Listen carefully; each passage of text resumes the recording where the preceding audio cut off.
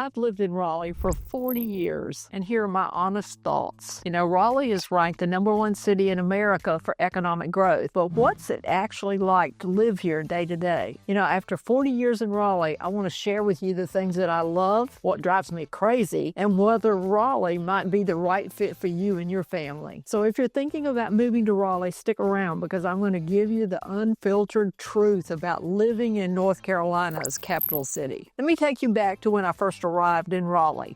I was coming from Atlanta. That's a major metro area with all the big city amenities.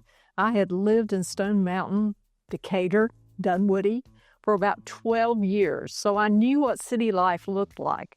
And when I came here with my 3 children, the first thing I needed to find was a neighborhood with great schools.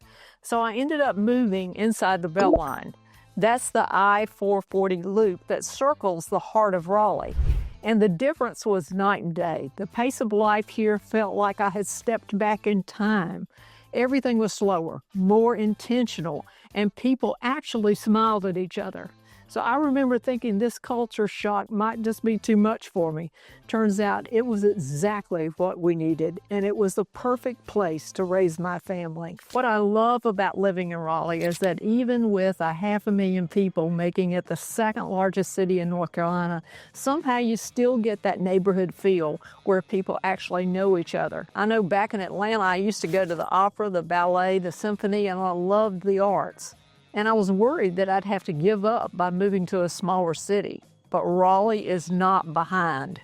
This city has over 40 free attractions and world-class museums.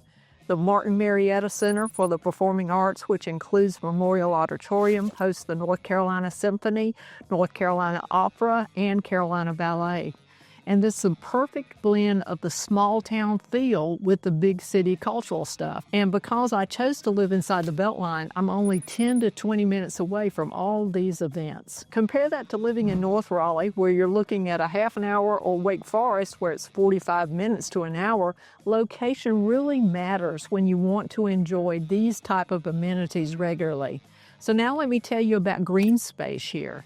Raleigh's got its nickname that says we are the city of the oaks. And that's not just marketing. We've got these massive oak trees everywhere that create this canopy effect, especially in the older neighborhoods. The city maintains over 10,000 acres of parkland, and that's why they also call it the city in a park.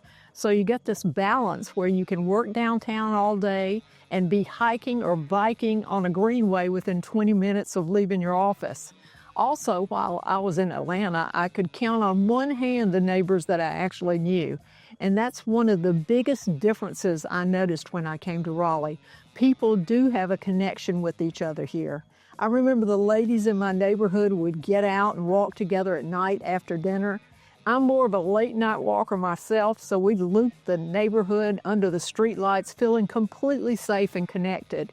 And there was even a group that used to go for early morning walks in the local mall. When my kids started driving, that short school commute gave me peace of mind, and I felt comfortable because I knew the neighbors were looking out for them. Areas like Five Points and Boylan Heights are known for this kind of community.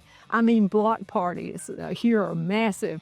Halloween brings you out, and you've got the 4th of July parades, Christmas parades, concerts in the park where the whole community joins in.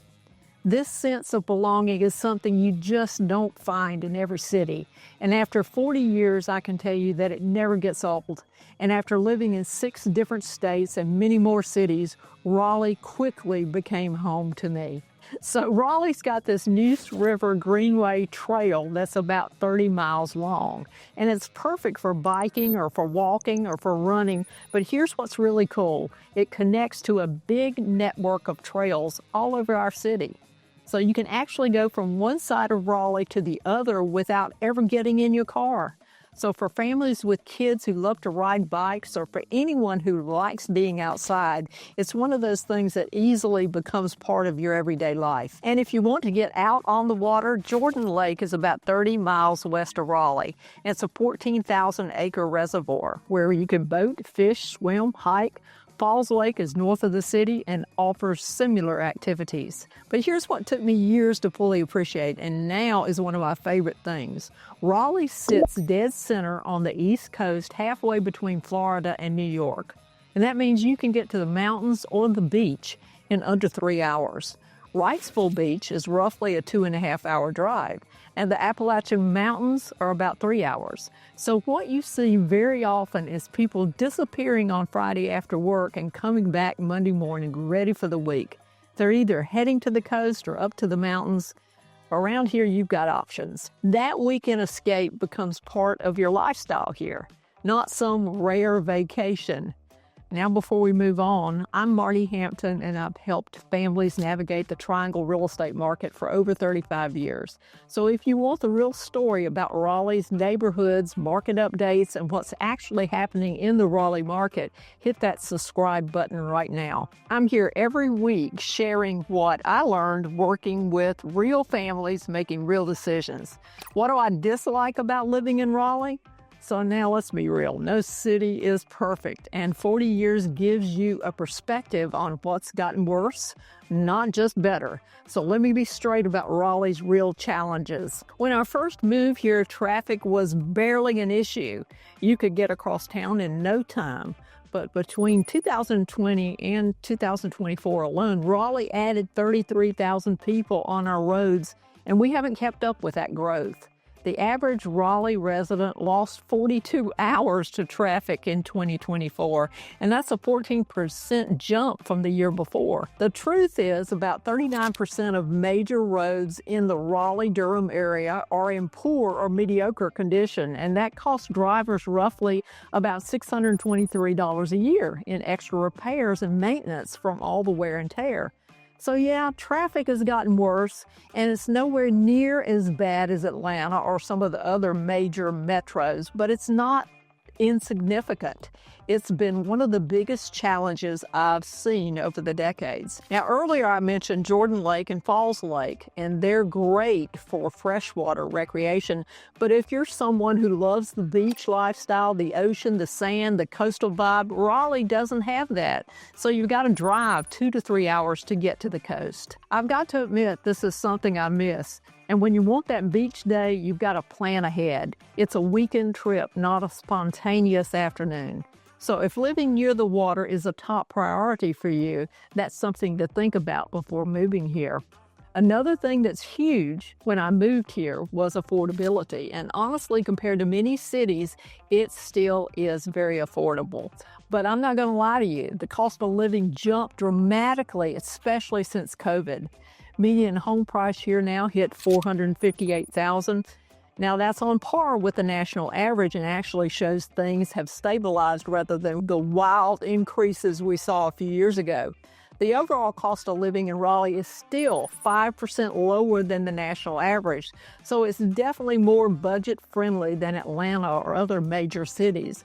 But if you're coming from certain parts of the country, you might be surprised that Raleigh isn't the bargain that it used to be. So what type of person should move to Raleigh? Well, my decades of helping families relocate here has taught me exactly who thrives and who struggles. And let me break this down for you. Milken Institute just ranked Raleigh the #1 for economic growth in 2025. So if you're a young professional or someone climbing the corporate ladder, Raleigh is an incredible place to live and work. The tech sector is booming here, and there's tons of educated talent. Research Triangle Park, or RTP as we call it, is one of the largest research parks in the world, so it's driving a lot of its growth. So if you're in tech, healthcare, or any business-oriented field, you've got tremendous opportunities here. And your dollar goes further than it would in cities like Austin or San Francisco. Raleigh is also a fantastic place to raise a family. The sense of community I talked about earlier, the parks, the cultural amenities, it all adds up to a really high quality of life for the kids. Neighborhoods, like the ones where I raised my children, have that connected feel where parents can actually relax a little bit. You've got access to great schools throughout the area, plus there's a growing homeschool community here with some really large groups that meet on Fridays, organize social events, and even put on their own proms. And if you're someone who values that cultural sophistication, Raleigh delivers. I mentioned the opera, the ballet, the symphony. So you're not sacrificing the arts by moving here. You're getting access to them in a more manageable and a less crowded setting than major metros offer. And for those of you who love to travel and explore different areas on the weekends, Raleigh's location is perfect. You can be in Virginia in 45 minutes, South Carolina in an hour. You've got access to the mountains, the beach, and multiple states all within a few hours. That geographic diversity is something very special. So now if you're someone who absolutely needs a beach or a mountain as a part of your daily routine, Raleigh may not be your best fit. Yes, you can get there, but it requires planning and driving. And if you're looking for a super urban, walkable environment with extensive public transit, Raleigh is still working on that. We're getting better, but we're not there yet. So you're going to need a car to live here comfortably. And how could Raleigh be better? You know, after 40 years of watching this city grow, I've got some strong opinions on what needs to be improved. The good news is the city planners are actually working on these things. With about 39% of our major roads in poor condition, we've got serious challenges. The roads haven't matched with our population growth, and that's creating real problems for residents. We need continued investment in fixing and expanding our road network. The city is actively working on these through the planning processes, but it's going to take time and serious money to catch up. Another way Raleigh could be better is with more walkable areas and a better public transit system. That'd be great too. And it's pretty limited compared to other cities our size. Our public transit provider is working on improvements, and the city is developing 4 bus rapid transit corridors to provide faster, more reliable service along the key routes like Newbern Avenue and others. But here's the thing, it won't finish until 2028. Progress is slow. And while there's already a bus route that serves the airport, we need more options that actually work for everyday life. So now most of the new neighborhoods are designed for car commutes. You drive home, you stay home, and there's no real neighborhood center where you can walk to a restaurant or go shopping. There are a few exceptions like North Hills and Briar Creek, which have commercial shopping parks, schools, apartments, all in the same area. We need more of these mixed-use communities throughout Raleigh where people can actually live, work, and play without getting into their car every single time. So what is the future of Raleigh? After laying out the good and the challenging, let me tell you why I'm incredibly optimistic about where this city is headed. Raleigh just landed over $6 billion in planned developments that are going to completely reshape how this city looks and feels. Downtown South is a $2.2 billion project that will include a major entertainment venue, hotels, restaurants, plenty of green space, and it's going to bring a whole new energy to the city. It could easily make Raleigh a new stop for big concerts and major events. So if you're looking near Bowling Heights, Marti, or Southeast Raleigh, this is something to keep your eye on. Now let's talk about what's happening in North Hills. The new Innovation District will be a 33-acre development, and the goal is to bring together tech, science, and creative companies in one walkable community.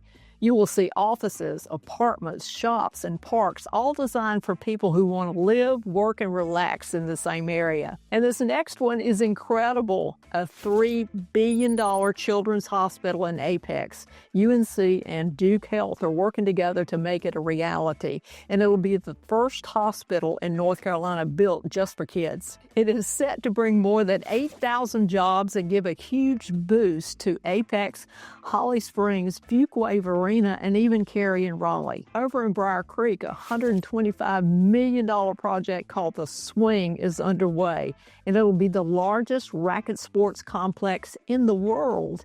It will include more than 80 courts, restaurants, shops, and training facilities, and it's expected to attract a huge number of visitors each year and generate hundreds of millions in impact for local economy. I have watched this city evolve over the past 40 years, and with everything coming, I truly believe that we are only getting started. You know, people keep researching Raleigh and moving here, and there's a reason for that. We're delivering on what people are looking for: jobs, culture, community, access to both nature and urban amenities. And yes, the cost of living has gone up since COVID, but compared to where a lot of people are coming from, it's still a much better value. I think great things are going to continue to happen here. We're going to keep growing, and if we can fix the roads and the transit challenge, Raleigh has the potential to become one of the most desirable cities in the entire country. 40 years living here and selling real estate, and I can tell you this city's heart is in its people. The neighborhoods you join, the culture you experience, everyone is working to preserve small town charm while building something greater. Yes, traffic's worsened, and you'll need a car. Beachfront living isn't happening here, but community sense, economic opportunity, arts, access, family quality of life, that's what keeps people here for decades, just like it's kept me. And if you're wondering whether Raleigh fits you, let's talk. I've guided hundreds through this move, and I can show you what your actual lifestyle would look like. With over $6 billion in projects coming ahead, price increases, the smart buyers are moving here now. Shoot me an email at marti@martihampton.com or just check out the info in the description below. Let's have a real conversation to find the best opportunities specifically for you and your family. And before you go, you need to watch my breakdown of Raleigh's biggest mega projects. I'll show you exactly where these projects are, how they're impacting property values, and where the smart money is moving right now.